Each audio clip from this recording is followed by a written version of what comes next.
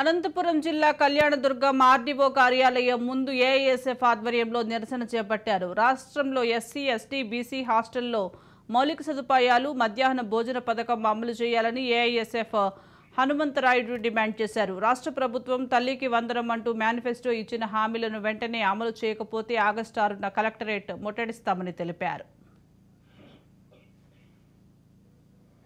సొంత భవనాలు లేక హాస్టల్స్, అద్దె భవనాలు విద్యార్థులు గడుపుతున్నారు. అరకొరకు అన్నం తింటున్నారు. అరకొరకుగా విద్యార్థులు పడుకోవడానికి కూడా ఎక్కడ కూడా ప్లేస్ లేదు. ఈసీ, ఎస్టీ, మైనారిటీ విద్యార్థులకు సొంత భవనాలు ఏర్పాటు చేసి ఆ విద్యార్థులకు కాస్మెటిక్ ఛార్జీలు, సొంత భవనాలు లేక హాస్టల్స్, అద్దె భవనాలు విద్యార్థులు గడుపుతున్నారు. అరకొరకు అన్నం తింటున్నారు. అరకొరకుగా విద్యార్థులు పడుకోవడానికి కూడా ఎక్కడ కూడా ప్లేస్ లేదు. ఈసీ, ఎస్టీ, మైనారిటీ విద్యార్థులకు సొంత భవనాలు ఏర్పాటు చేసి ఆ విద్యార్థులకు కాస్మెటిక్ ఛార్జీలు